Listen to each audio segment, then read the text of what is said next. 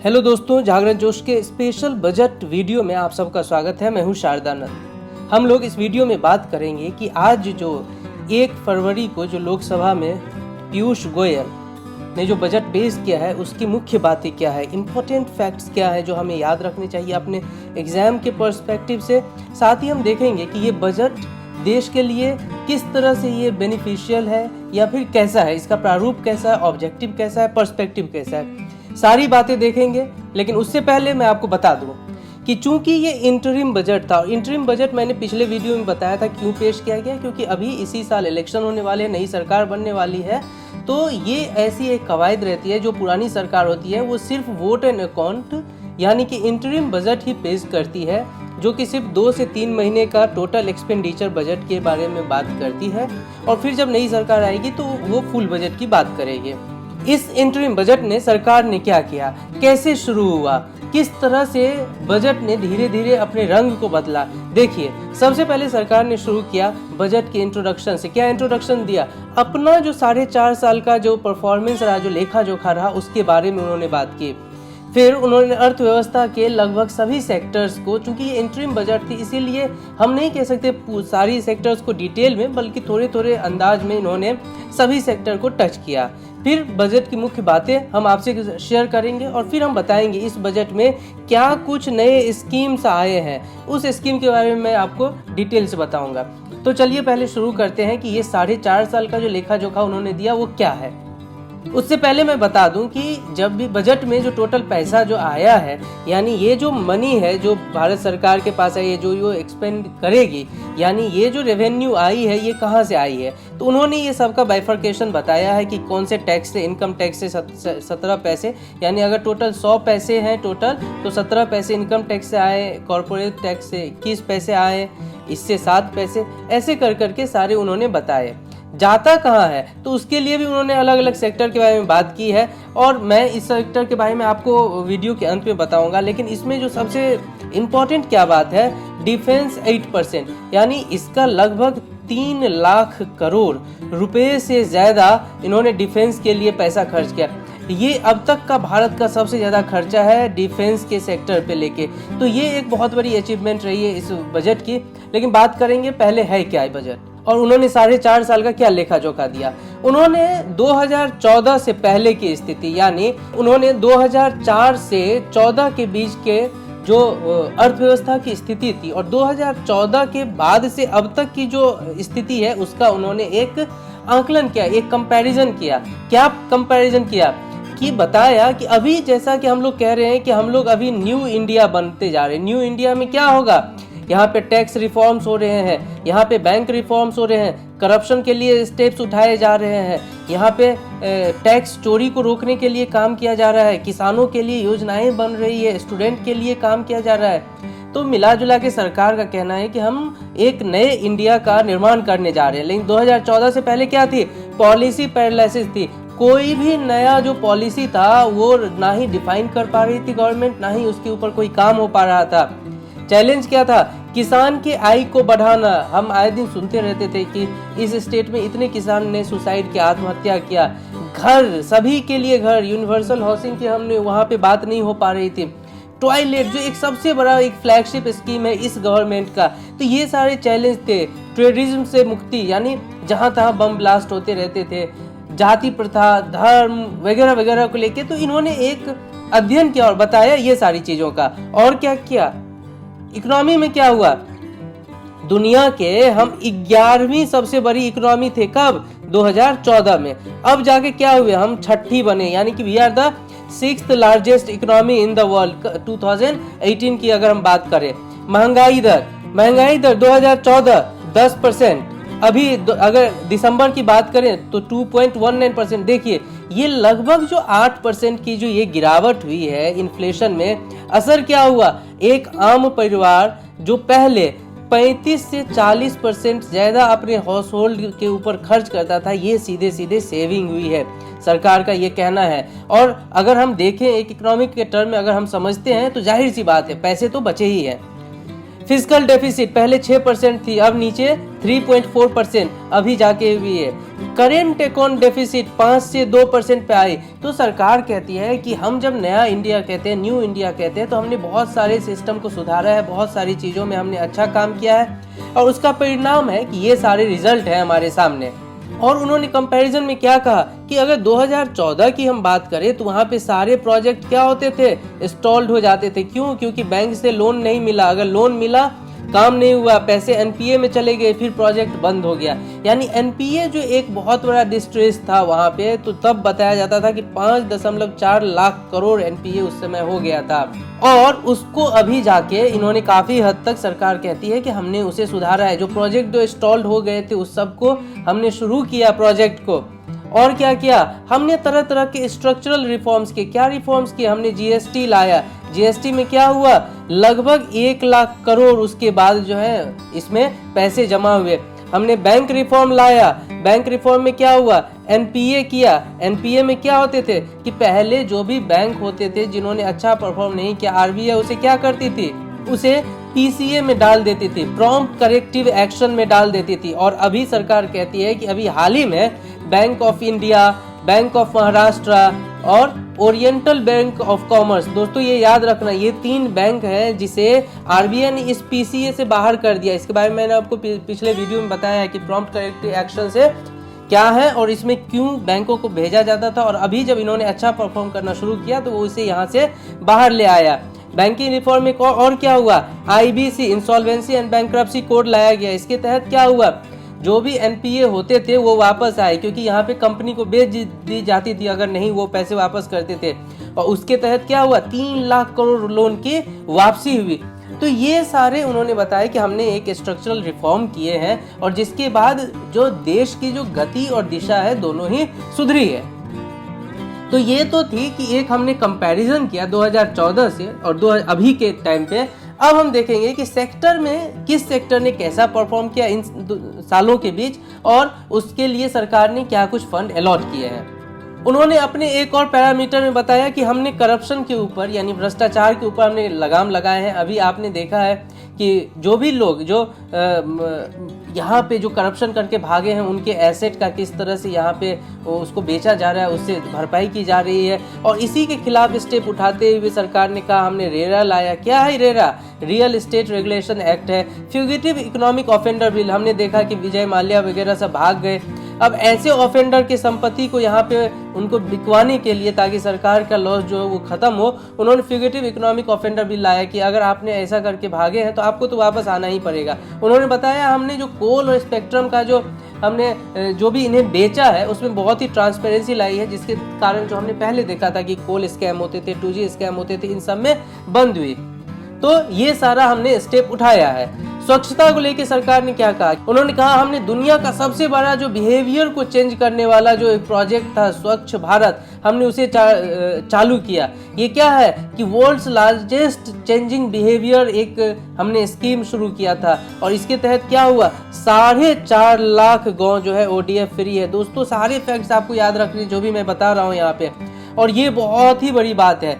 भारत में 4.5 लाख गांव है भारत में जो ओडीएफ ओपन डेफिकेशन फ्री है, यानी सभी के घरों में टॉयलेट बन गए हैं। और यही तो सरकार चाहती थी कि सबके लिए घर हो, सबके घर में टॉयलेट हो, किसी को भी बाहर न जाना पड़े। बाहर जाने से क्या होता है? सिर्फ वो ऐसा नहीं है कि आपके मान सम्मान को ठेस लगती है, बल्कि इससे जो गंदगी फैलती है, जो वातावरण दूषित होता है, उससे बहुत सारी बीमारियां फैलती है। इसीलिए सरकार ने बताया कि ये जो एक स्कीम था, ये जो हमने प्रोजेक्ट चालू किया है, ये अपने आप में दुनिया का सबसे बड़ा एक स्कीम है, एक प्रोजेक्ट हमने चालू किया। अब क्या हुआ? उन्होंने कहा गरीब और पिछड़े लोगों के लिए क्या, तो बजट ने कहा कि अगर यहाँ के जो भी संसाधन है, जो भी यहाँ के मिनरल्स हैं या जो भी यहाँ के हमारे पास रिसोर्सेस हैं, उस सब पे पहला हक किसका है? गरीबों का। ये सरकार ने बहुत ही डेफिनिट टर्म में कहा है, इसे डिफाइन किया है। हालांकि आपने अगर पहले की सरकारों के बारे में अगर आपने देखा होगा, गवर्नेंस की अगर आपने कभी क्लास की होगी, उसमें हमारे प्राइम मिनिस्टर का बहुत ही फेमस एक कोट रहा है कि यहाँ के जो रिसोर्स है, जो संसाधन है, उस पर सबसे पहला हक माइनॉरिटी का है। लेकिन इस सरकार के आचरण में यही बदलाव है। इन्होंने भेदभाव को खत्म किया है और इन्होंने कहा कि वो गरीब किसी भी वर्ग तबका का हो, लेकिन उस पर पहला हक जो है वो गरीब का ही होगा। उसके लिए सरकार ने क्या किया, उन्होंने कहा भाई हमने 10% आरक्षण दिए। कौन सा आरक्षण, कि जो भी इकोनॉमिकली बैकवर्ड क्लास हैं उन सब के लिए हमने 10% का आरक्षण दिया। और इसके लिए जॉब में, इंस्टीट्यूशन में, कॉलेजेस में एडमिशन के लिए सीटें बढ़ाई जाएगी, ताकि जो ऑलरेडी सीट है उस पर कोई भी असर ना पड़े। हमने क्या किया, गरीबों के लिए क्या किया, सस्ता अनाज दिलाया। उसमें हमने डायरेक्ट जो एक अकाउंट ट्रांसफर होता है उसके थ्रू हमने लीकेज को रोका और लोगों को सीधे सीधे अनाज मिलते हैं। मनरेगा के लिए ये देखिए, ये बहुत ही बड़ा आउटले है सरकार का इस बार 2019-20 के लिए। ये याद रखने पूछा जाएगा इस बार कितना दिया गया, तो 60,000 करोड़ रुपए उन्होंने मनरेगा के लिए दिया है इस बार के बजट में। बिजली के लिए उन्होंने कहा कि हमने सौभाग्य योजना चलाई, हर घर को मुफ्त बिजली दिया। उसके तहत LED बल्ब हमने बांटे और जिसके तहत लोगों का जो बिजली के जो हमने बिल में लगभग 1.5 लाख करोड़ सरकार कहती है कि हमने बचत करवाया। वहीं सड़क की बात की, उन्होंने कहा कि हमने 3 गुना विस्तार के साथ काम किया, यानी पिछले 10 सालों में जो काम हो रहा था उसका 3 गुना हमने रफ्तार दिखाया और सड़क बनवाए हैं। और इसके लिए उन्होंने 19,000 करोड़ रुपए इस बार के बजट में उन्होंने दिया सड़क के लिए, ये भी याद रखना है। वहीं भारत के लोगों के लिए स्वास्थ्य के बारे में बात करते हुए उन्होंने कहा कि हमने दुनिया का सबसे बड़ा जो स्वास्थ्य हेल्थ इंश्योरेंस स्कीम हमने चलाया वो है आयुष्मान स्कीम, जिसके तहत लगभग 50 करोड़ लोगों को फायदा होने वाला है। और अब तक का रिकॉर्ड बता रहा है कि 10 लाख लोगों को इससे इन्होंने इसके अंदर अपना इलाज कराया, जो कि दुनिया का सबसे बड़ा एक केयर इनिशिएटिव है और जिसको फेमसली लोग मोदी केयर के नाम से भी जानते हैं। उन्होंने कहा कि हमने प्रधानमंत्री जन औषधि केंद्र चलाए हैं। क्या किया उसमें सस्ते दर पे लोगों को दवाइयाँ मिलती है। जो टेंट्स वगैरह, जो छाती और धड़कनों में जो पहले टेंट लगते थे वो 1 से 2 लाख रुपए तक का ये टेंट मशीन बिकती थी। अब इसकी जो कॉस्ट हो गई है वो 10 से 20 हजार के बीच। मतलब इतने सारे काम हमने स्वास्थ्य के क्षेत्र में हमने किया। हमने 21 एम्स लगाए, जो कि पहले 7 एम्स थी, हमने 14 बढ़ाए हैं इस मात्र 4.5 साल में। और बताया कि 22वां जो एम्स है वो हरियाणा में खुलने जा रहा है अभी कुछ दिनों में। तो ये भी एक फैक्ट्स हैं जो आपको याद रखने हैं। 22वां एम्स कहाँ खुल रहा है, टोटल कितने एम्स हैं, तो ये सारी सरकार ने अपनी उपलब्धि अब तक की गिनाई है। फिर उन्होंने बात की किसान की उन्नति और तरक्की के लिए क्या किया। बोला कि किसानों की आय को दुगुनी करने के लिए उन्होंने अपना एक लक्ष्य रखा था 2022 तक का, और उसी को ध्यान में रखते हुए उन्होंने बताया कि जितने भी फसल हैं टोटल 22 क्रॉप्स पे हमने MSP को लगाया। MSP इसमें के तहत क्या है, मिनिमम सपोर्ट प्राइस। इसके तहत उन्होंने बताया जितना भी अनाज को या अन्न उपजाने में जितना पैसा खर्च होता है उससे कम से कम 50% ज्यादा हमने MSP दिया है किसानों को, ताकि उनका जो अपना आय हो वो थोड़ा बढ़े। और इसी आय को दुगुनी करने के क्रम में दोस्तों याद रखना, ये नया स्कीम उन्होंने शुरू किया, प्रधानमंत्री किसान सम्मान निधि योजना। इसके बारे में मैं लास्ट में बताऊंगा, सभी स्कीम को एक साथ बता दूंगा। ये याद रखना है कि एक नया स्कीम सरकार ने चालू किया, प्रधानमंत्री किसान सम्मान योजना। मजदूर और कामगार के लिए उन्होंने क्या कहा, बोला कि ग्रेच्युटी सीमा जो पहले 10 लाख थी उसको बढ़ा के हमने क्या किया, 20 लाख कर दिया। जो सैलरी पहले 15,000 रुपये मिनिमम होती थी उसको हमने क्या किया, 21,000 रुपये कर दिया। ESI की लिमिट 15,000 से बढ़ा के 21,000 कर दिया। और मजदूर कामगार के पेंशन के लिए, पेंशन जो कहते हैं कि दुनिया का सबसे बड़ा पेंशन स्कीम इस बार इस बजट में दोस्तों सरकार ने शुरू की है, वो है प्रधानमंत्री श्रम योगी मानधन योजना। इसके बारे में मैं लास्ट में आपको बताऊंगा, ये वीडियो आप देखते रहें, अंत में मैं इस सारे स्कीम के बारे में आपको बताऊंगा। वहीं महिलाओं के स्कीम के बारे में उन्होंने बताना शुरू किया कि किस तरह हमने LPG बांटे और लगभग 8 करोड़ महिलाओं को हमने फ्री LPG उज्ज्वला योजना के तहत हमने बांटे, जिससे कि उन्हें जो प्रदूषण, धुआं, धक्का इन सब से छुटकारा मिला। हमने मुद्रा स्कीम चलाई जिसके आधे से ज्यादा जो इसके जो लाभार्थी हैं वो महिलाएं हैं। उसने क्या किया, अपना बिजनेस शुरू किया। और उन्होंने कहा कि अभी का जो इंडिया हुआ है, अभी जैसे हमने कह रहे हैं कि नया इंडिया है, तो इस नए इंडिया में जो पहले जॉब सीकर थे अब वो क्या बन रहे हैं, जॉब क्रिएटर बन रहे हैं। और इसी के तहत हमने स्टार्टअप इंडिया शुरू किया और कह रहे हैं कि इंडिया स्टार्टअप के मामला में 2nd लार्जेस्ट कंट्री हो गया है। दोस्तों ये बहुत सारे फैक्ट्स हैं जो आपको याद रखने चाहिए। वहीं उन्होंने MSME सेक्टर के बारे में बात की कि हमने 59 मिनट यानी 1 घंटे से कम में 1 करोड़ का लोन हम लोग लोगों को दे रहे हैं। वहीं जीईएम के तहत बहुत सारे जो भी एंटरप्रेन्योर हैं उनके सामान को सरकारी इसके थ्रू बेचना, ताकि कोई भी मिडिल मैन वहाँ ना हो। तो ये सारे इनिशिएटिव उन्होंने बताया कि हमने शुरू किया है। वहीं टैक्स के बारे में बात करते हुए कहा कि जब से जीएसटी और हमने टैक्स रिफॉर्म करना स्टार्ट किया तो लगभग 12 लाख करोड़ रुपए का टैक्स जमा हुआ। 34 करोड़ जनधन खाता, प्रधानमंत्री जनधन खाता के अंतर्गत 34 करोड़ जनधन खाता जो है वो खुला है। 80% टैक्स देने वाले लोगों की संख्या बढ़ी है। और ये पहला ऐसा बजट है दोस्तों जिसमें उसने अगले 10 साल का भी एक पिक्चर सरकार ने सामने रखा और बताया कि अगले 8 साल का जो हमारा लक्ष्य है वो है 10 ट्रिलियन इकोनॉमी बनने का। हम लोग अभी कितने ट्रिलियन इकोनॉमी पे हैं? हम लोग अभी 3 से 4 ट्रिलियन इकोनॉमी के बीच में है, जो कि 10 ट्रिलियन इकोनॉमी बनने का लक्ष्य हमने रखा है। वहीं दोस्तों इस बार सरकार ने इनकम टैक्स यानी मिडिल क्लास के लिए एक बहुत ही बड़ा राहत दिया है। क्या राहत दिया है? जो पहले स्लैब था 2.5 लाख का, यानी 2.5 लाख जो कमा रहे हैं उसको जो टैक्स लगता था वो स्लैब अब 5 लाख हो गए। यानी अगर आपकी इनकम ईयरली इनकम 5 लाख रुपए है तो अब आपको कोई भी टैक्स देने की जरूरत नहीं है। साथ ही अगर टोटल आप हमसे पूछेंगे कि कितने तक लोग अगर कितने रुपए कमा रहे हो तो टैक्स नहीं दे सकते, अभी तो इन्होंने 5 लाख का एक स्लैब रखा, लेकिन अगर सारे डिडक्शन को आप देखें तो लगभग 7 लाख रुपए पर एनम कमाने वाले भी कोई टैक्स नहीं देंगे। कैसे, मैं बताता हूँ। 5 लाख तो ये सिंपल हो गया।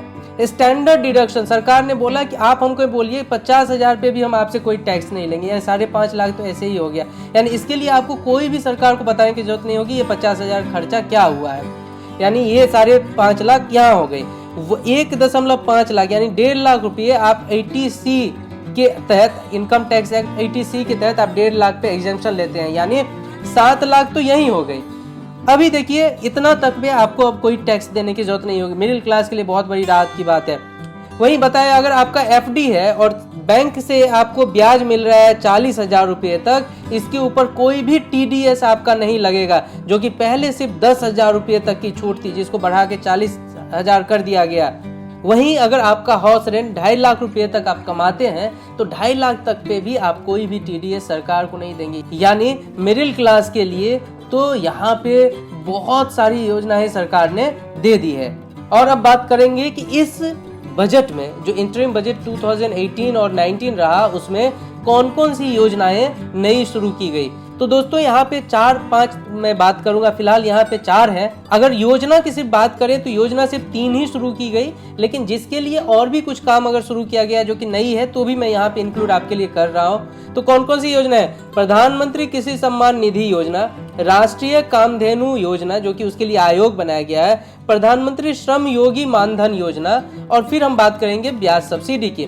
पहले प्रधानमंत्री किसान सम्मान योजना क्या होगा इसके तहत? इसके तहत सरकार ने बोला कि जो भी छोटे मजदूर हैं, जो स्मॉल या मार्जिनल फार्मर्स हैं, जिनके पास 2 हेक्टेयर से कम की लैंड है, उनको हम 6,000 रुपया सालाना देंगे। यानी ईयरली 6,000 रुपया उनके डायरेक्ट अकाउंट में जाएगा, डायरेक्ट कैश ट्रांसफर होगा। ये चीजें आप ध्यान पे रखें, ये डायरेक्ट कैश ट्रांसफर होगा किसके अकाउंट पे? उस फार्मर के अकाउंट में जो कि छोटे हैं, जिनके पास 2 हेक्टेयर। इसकी क्या एलिजिबिलिटी है? 2 हेक्टेयर से कम लैंड। कितना रुपया? 6,000 रुपया। इसको सरकार ने कहा हम 3 इंस्टॉलमेंट में देंगे, यानी 2,000 रुपया ईच इंस्टॉलमेंट वो पैसे देगी। कब से शुरू होगा? बताया कि ये 1 दिसंबर 2018 से ही इस स्कीम को हम शुरू करेंगे। और इसके लिए उन्होंने कितना पैसा दिया? इसके लिए सरकार ने 75,000 करोड़ रुपए का सैंक्शन किया, यानी एक फंड बनाया जिसके तहत किसानों को ये आय सुनिश्चित की जाएगी। यानी किसानों की आय सुनिश्चित हो गई। क्या होगा? जो किसानों की जो आय को हमने डबल करने का एक स्कीम बनाया था, उसमें ये एक बहुत ही बड़ा, बहुत ही हिस्टोरिक एक स्टेप है सरकार की तरफ से, किसान सम्मान निधि योजना। सारी फैक्ट्स आपके सामने यहाँ पे क्लियर है। अगर हम महीने की बात करें तो ये 500 रुपया पर मंथ होगा, लेकिन सरकार ने बोला हम इंस्टॉलमेंट में देंगे तो 2,000 रुपये हर 4 महीने पे किसानों को दिया जाएगा। तो ये हो गया किसान सम्मान निधि योजना। दूसरा, राष्ट्रीय कामधेनु आयोग। ये क्या है? सरकार ने बोला कि गायों की सुरक्षा के लिए, कॉ वेलफेयर के लिए हम राष्ट्रीय कामधेनु योजना बनाएंगे और जिसके तहत राष्ट्रीय कामधेनु आयोग रहेगा। आयोग क्या काम करेगा? गाय का किस तरह से वेलफेयर किया जाए, उसका किस तरह से उपयोग किया जाए, उनको किस तरह से बचाव किया जाए, इस सब सारी चीज़ों के वो ओवरलुकिंग करेगा। और इसके लिए उन्होंने एक योजना चलाया है। इसके बारे में और डिटेल अभी सरकार देगी, फिलहाल तो हमारे पास अभी इतनी ही डिटेल है। अभी तीसरा एक योजना है, वो है प्रधानमंत्री श्रम योगी मानधन योजना। किस लिए है? पेंशन के लिए। कौन इसके लाभार्थी होंगे? ऑर्गेनाइज्ड और अनऑर्गेनाइज्ड, दोनों ही सेक्टर के लोग इसके लाभार्थी होंगे। इसके लिए क्या उन्होंने लिमिट क्या बोला? जिसकी इनकम 15,000 रुपये पर मंथ तक है वो इस योजना का लाभ उठा सकते हैं। क्या होगा इसके अंदर? उन्होंने कहा इसमें जो प्रीमियम होगा बहुत ही कम होगा। यानी अगर 18 वर्ष का कोई बच्चा है जो इसके अंदर आ जाता है इस योजना के तहत, तो उसे सिर्फ 55 रुपये ही देने पड़ेंगे। 29 साल के आदमी अगर कोई इस पेंशन के लिए जाता है तो उसे 100 रुपये, यानी मैक्सिमम 100 रुपये की ही है कि आपको इसके तहत पेंशन देना होगा। क्या होगा रिजल्ट? 3,000 रुपये फिक्स्ड मंथली इनकम आपको मिलेगा। कब? 60 साल के बाद। 60 साल तक आप प्रीमियम देंगे, उसके बाद 3,000 रुपये आपको फिक्स्ड मंथली इनकम वहां से दिया जाएगा। सरकार का और क्या रोल होगा? यानी आपने जितना इसमें कंट्रीब्यूट किया उतना ही इक्वल कंट्रीब्यूशन जो है सरकार के तरफ से भी इसमें जाएगा। इसके लिए सरकार ने बोला कि हम 500 करोड़ रुपए का एक कॉर्पस बना रहे हैं। किस पेंशन के लिए? श्रम योगी मानधन योजना के लिए, जो कि विश्व का माना जाता है कि सबसे बड़ा एक पेंशन स्कीम होगा, मेगा पेंशन स्कीम हो जाएगा दोनों ही सेक्टर के लिए। अब बात करेंगे हम लोग ब्याज सब्सिडी की। किसके लिए? मत्स्य पालन के लिए, यानी फिशरी के लिए। उन्होंने बताया कि इन्होंने जो भी लोन लिया है बैंक से, उसके लिए सरकार 2% का जो है इंटरेस्ट सबवेंशन स्कीम देगी, यानी 2% का इंटरेस्ट सरकार देगी। और अगर किसी किसान ने, जिन्होंने ये काम कर रहे हैं, अगर उन्होंने टाइमली लोन पेमेंट किया है तो उन्हें 3% का एक्स्ट्रा इंटरेस्ट सबवेंशन सरकार के तरफ से दी जाएगी। तो ये एक ब्याज सब्सिडी भी सरकार ने इस बार नया चालू किया है। साथ ही इनकम टैक्स पे मैंने आपको बता ही गया कि अब जो स्लैब है वो 5 लाख की हो गई है, 2.5 लाख से बढ़ाकर। तो ये सारी थी इस बजट की मुख्य बातें। और दोस्तों इसी के साथ हम खत्म करेंगे बजट के इस स्पेशल वीडियो को। ये वीडियो आपको अच्छा लगा, इसे लाइक करें, शेयर करें, सब्सक्राइब जरूर करें और देखते रहें जागरणजोश.com।